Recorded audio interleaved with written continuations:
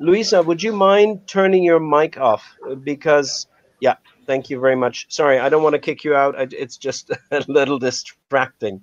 My name is Mike Adams. I'm the host of the stream. Luisa, whom you just saw, is in the background, minding the technical aspects of the program.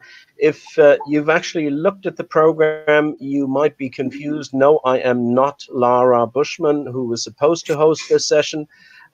She unfortunately fell ill a few days ago. So, Lara, if you should listen, hope you get well soon. So I've been honored to have been asked to step in, and very happy to accept. Just a couple of housekeeping notes. I understand that our speaker is under very big time constraints and will not be available for very many questions, maybe one or two we can squeeze in. Let's see how things go.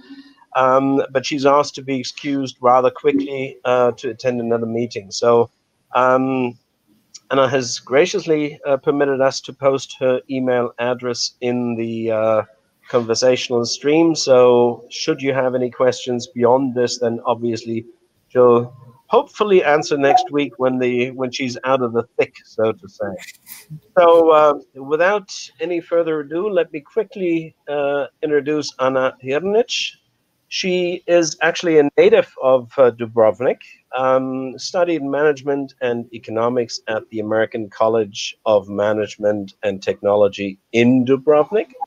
She's been working in tourism since 2003, and she was appointed to her post as director of the Dubrovnik Tourist Board in February of this year. So a very new position, and as I mentioned a moment in a private conversation, what a start this was. And I'm sure you can let us know a little bit. I can imagine, as everyone else, you were not prepared for this kind of a roller coaster. It's probably been just that, opening, closing. Anna, without any further ado, I'm out of here. I'm in the background. I'll listen, and I'll also hopefully be able to help. Many thanks for you to come on the program and to share your insights with us. Thank you. It's your floor. Thank you for a very nice introduction, and I apologize for my time limitation that I'm facing today, but we had some unpredictable situations in the last couple of days. So, but I'm sure you understand, because the time we live in at the moment is very unpredictable. So you will understand. I will be available through my email address. You can send me the questions, which I will do my best to answer within the next week. So I have prepared, actually this is the presentation prepared by the city of Dubrovnik, because the city of Dubrovnik is the main carrier actually, and of this project that I'm going to present today. So the project Respect the City. I will now put the presentation on a full screen. Okay, as mentioned on the beginning of our talk, I came to this position in February this year, and basically we were expecting a very good season. We can say even the records over the last couple of years. Dubrovnik had the quite good results, not quite good, but excellent results, and increases every year in number of tourists, in number of overnights. But unfortunately, I have faced a completely different situation. So this COVID crisis happened just after not even a month or so after my first day on this position. So it was very challenging. The photos you can see on this slide I'm presenting are so from June 2017. as you can see, these crowds were really something that the city couldn't accept anymore. So we were facing the situation where the whole world media wrote about Dubrovnik as the destination which is facing a huge problem. When we talk about over tourism, in city of Dubrovnik, tourism is the most relevant sector, which is enabling economic development and sustainability of the area as well. So tourism changes conditions of living in many positive but also negative ways. So the city of Dubrovnik, the tourist board and all other parties involved are determined into the idea to turn Dubrovnik into a leader in sustainable tourism in Mediterranean area. So this project, Respect the City, started in 2017 by City of Dubrovnik. And the implementation of this project is continuing further on. So, as I mentioned, we were facing a quite bad reputation regarding this over tourism we were facing with. So, in 2018, we were on the third on the list of destinations to avoid. But after the measures that were taken and included into the project Respect the City already gave some results. So in 2019, we were the best cultural destination for 2019. So we won this annual award. And in 2020, okay, the 2020 is not the relevant maybe year which we can compare to and with anything, but we started again to be on the lists of destinations which are desired, and they are no longer on the list of the destinations that should be avoided. So in relatively short period of time, we began managing our destination, and now we are heading, we can say, towards sustainable tourism to the great visitors, to the great satisfaction of us, the local citizens living here, but also, of course, our visitors. One second. So the significant portion of problem with over tourism is related to the cruise ships and daily visitors. So the city reached out to CLIA, the world's largest cruise industry trade association. So Dubrovnik was the first municipality to do such a thing, and the response received was great immediately. So in matter of weeks or months, Dubrovnik worked out the guidelines in cooperation and in common interest, because of course, not even the cruise companies are satisfied with the crowded streets for their guests. It leaves a lesser experience of Dubrovnik to each visitor, no matter the arrangement of their visit is. So, as I mentioned, Respect the City project was launched in 2017. In 2018, already some short-term measures applied, and 2019 and 2020 was supposed to be the year where the results were supposed to be the most visible, but unfortunately this year we have faced completely opposite situation and faced completely opposite problem, but we are still definitely very keen on and determined to keep following all these goals we have set up for us in order to make Dubrovnik definitely a high quality destination of sustainable tourism. So this crisis we definitely see also as an opportunity. We say that a lot lately, I think all of us do,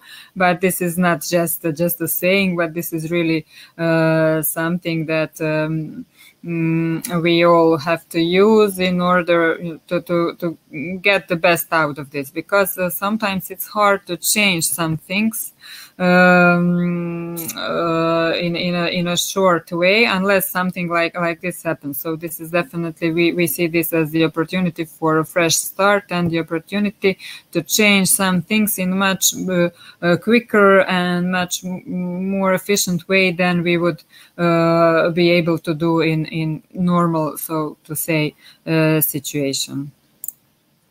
Just 1 second, sorry. My slides are going up and down. So there you can see some of the major goals of the Respect the City project. One of them is definitely smart and sustainable transport solutions, sustainable and balanced local development, innovative destination management, and human resource management. I have already mentioned this excellent example of partnership with CLIA, and there you can see some of the measures that were supposed to actually happen this year in 2020, but unfortunately, as I mentioned, we faced completely opposite problems, but these are some of the measures that will be taking place also in future. So limit to 8,000 cruise passengers per day, or actually to have two cruise ships at the same time in the port of Dubrovnik. So better cruise ship arrival schedule during the week, better coordination and distribution of the passengers, embarkation and disembarkation time, and new berthing policy for 220 and for 221. And also on the other side of the slide, you can see also some of the other things and solutions that were presented and will be implemented as soon as the situation gets more stable. So some of smart solutions that we came up with within the this project is Dubrovnik visitors, so forecasting number of people in the city, so you can follow the situation currently in town, so in every moment you can see how many people there are in the city, and also you can see the plannings of the upcoming days. Dubrovnik Car and app, which provides you with real time information system for visitors, smart parking, Dubrovnik Eye, finding parking and services in the city, Alter Eco project, web bus booking, car sharing, so many things to do. Global Sustainable Tourism Council, so the global standard setting body for sustainability of tourism, and the GSTC criteria for destination is the international standard for sustainable destination management. GSTC consulted with 70 stakeholders from national and local government, the private sectors, the NGOs and universities and residents. The GSTC destination criteria cover 4 pillars of destination sustainability, so destination policy and planning, community involvement and benefits, management of cultural assets, and management of environmental and natural resources. So Dubrovnik has achieved 70% of excellence. Of the 105 indicators, 12 of them, or 11.4% rated excellent, 47 as good, with improvements necessary, and 37 rated as medium risk, and 9 rated as a high risk. So we are quite satisfied that, as I said, this was even before this year, which was supposed to be the major year for the all improvements and for all the results to be seen.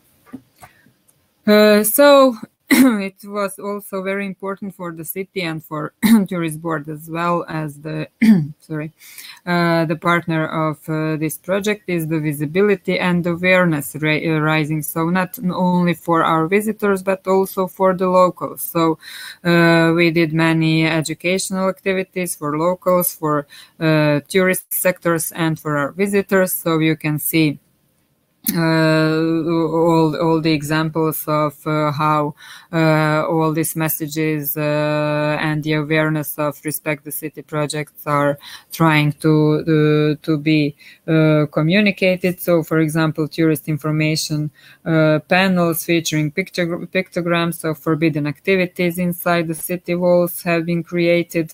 There are large double-sided panels with respect to city rules and the visuals of Fear of Orlando installed in 2 locations in the port of Bruges, which is a very busy tourist site with more than 1 million visitors a year. The same rules have been presented to providers of private accommodation and to the tourist guides. They were printed on the leaflets, which are available here in our Dubrovnik Tourist Board information centers. So we also have many plans to also communicate this all throughout the different channels. In cooperation also with Dubrovnik Port Authority, Sanita Dubrovnik, Libertas, and other important stakeholders. The logo of the project and the key messages are displayed, as you can see, on the buses, on the umbrellas, on the green market, and so on. So for us, it's very important to raise awareness of this project and how important it is for our future development. So there we were already speaking about some midterm and long-term goals. So we can say that these long-term goals now have expanded on the next year as well. But this is something that we are planning to work on in the future as well. We all know that this year, so we were talking until now about the crowds and the over-tourism and everything, and then this 2020 happened, and we completely actually found ourselves in a completely opposite situation with almost no tourists whatsoever, especially until mid of June, when actually some season started to happen after the international flights began to operate. But we did definitely our best to communicate Dubrovnik as a very safe destination, because we really had a good epidemiological situation throughout all this period, especially in the summertime. So we wanted to spread the word about the Lazaretti, so the first world quarantine from Dubrovnik in 1337. We in Lazaretti now we have the exhibition COVID-19 and the plague, which is very, very interesting to see all the similarities with the plague which we were facing in the past and this situation which we have now. So it's a very modern and interesting exhibition. We also did the animated promo video, Dubrovnik Safe Destination, which in a fun way sends the message of Dubrovnik as a safe destination, which knew how to deal with these challenges we are facing now, even in such a long past. Also, the city donated some new respirators to the General Hospital. We have recommendations and guidelines for COVID-19 protection visible everywhere. Together with so the tourist board, together with the city of Dubrovnik, have made protective masks for all visitors, as well as the wet wipes for hygienic and disinfection. information panel for responsible behavior to help prevent the spread of virus can be found almost everywhere around the city. So they are held in public transportation. Also, the big information panel on the entrance to the old town, on the entrances to the the cultural institutions of Dubrovnik. So we are really now also trying to communicate, as we are trying to communicate our messages to our visitors during the normal time, during the crowds. We want to send them a message to respect the city, not only to them but also to us. And now in this in pandemic times, we want to send a message that we are a safe city, that we are taking care of us, that we are taking care, of course, of our visitors, that we are responsible and aware of the situation we are facing now.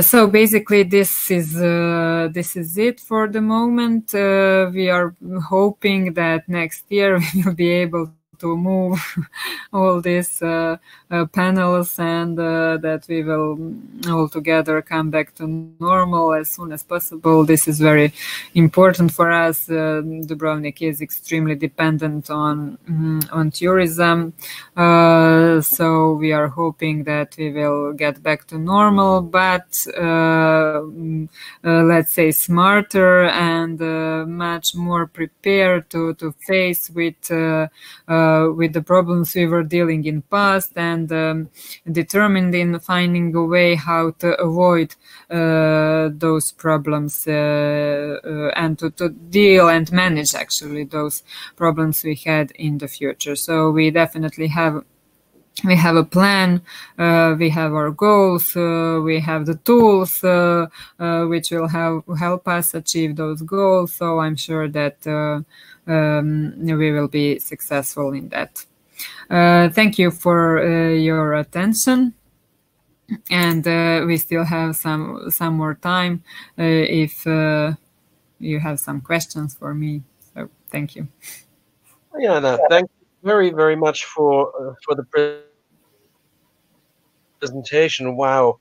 Unfortunately, not enough time to really go into detail, but you're probably glad about that because you don't have any time. But very, very interesting. We've had one question. One of the attendees is a professor for sustainable tourism in Brandenburg, and his question was, how many cruise visitors did you have before you restricted to the 8,000 a day? Up to how many people were there? It could go, I think it was when you connect them all together with the visitors of one-day visitors. There could be even like 4 or 5 cruise ships at the same time in the city, plus the visitors from the hotels and from private accommodation, plus the visitors from actually one-day visitors that are arriving to the city from all the surrounding areas. So this would be really a huge number of visitors coming to Dubrovnik. So this is something that approximately should work now for the moment, because at the same time we will only have the schedule of the cruise ships will be organized in a way that there will be only 2 cruise ships at the same time. So this should not exceed this number of estimated 8,000.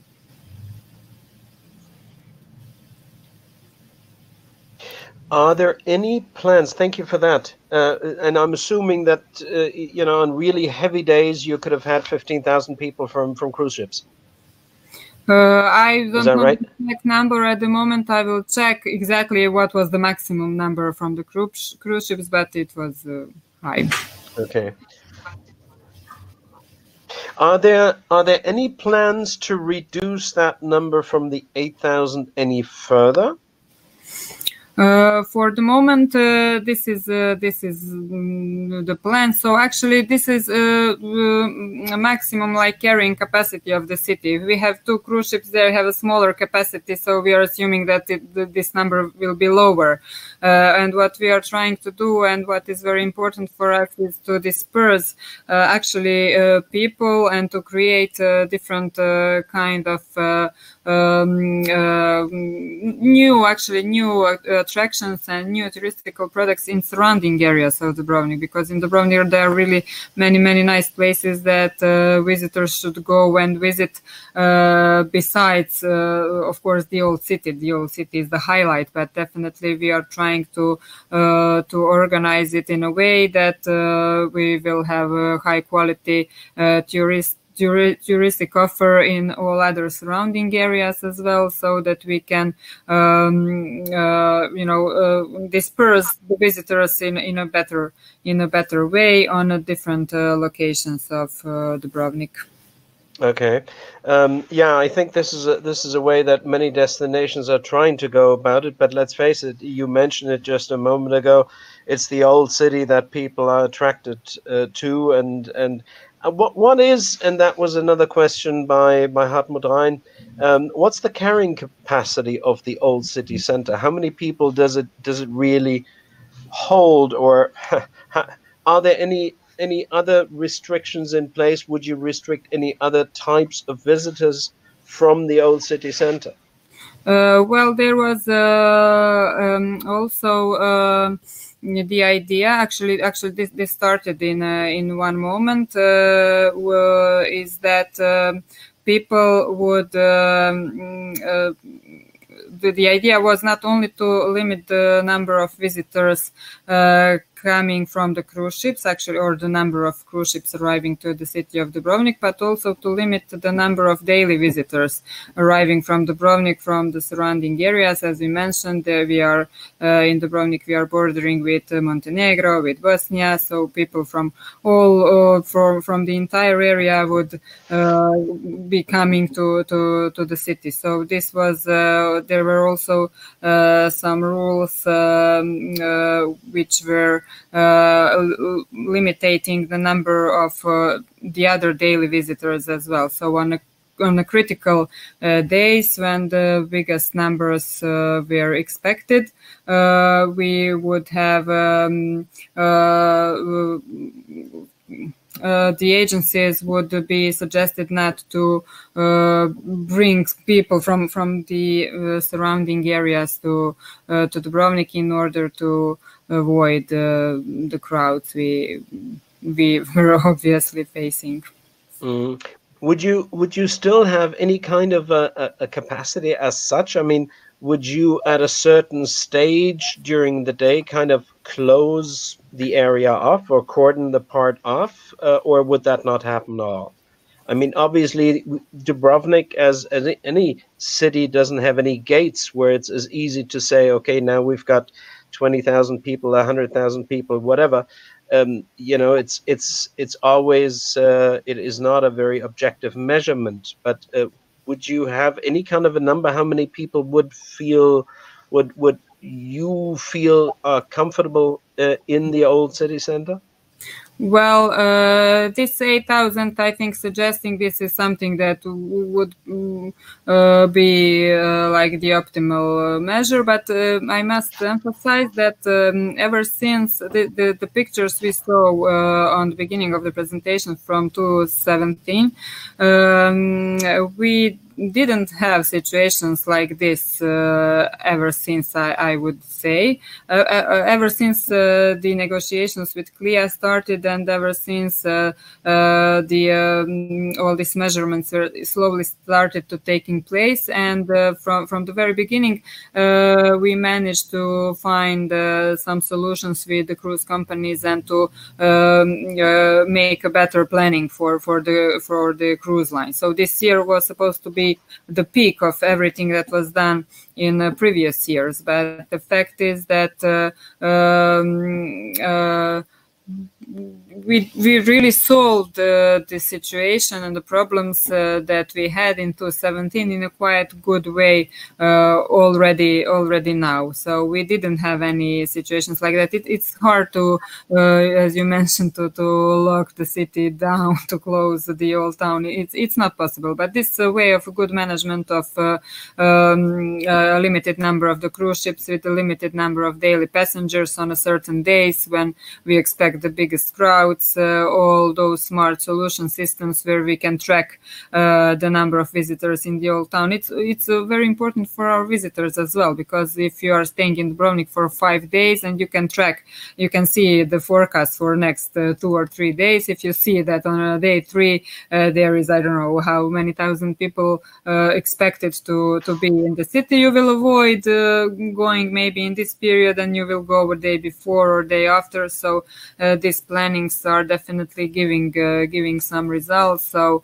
I think in this manner we will definitely achieve even better results. But so far, this I can say that we only had, I think it was in 2019, we had only one situation where the city was stacked when one cruise ship docked the port of Dubrovnik unexpectedly. They had some unexpected situations, so they asked the permission to Sure. yeah. But this was the only situation we had. The thing is, when in Dubrovnik, when it's rainy, then it gets very busy on the roads, because the truth is that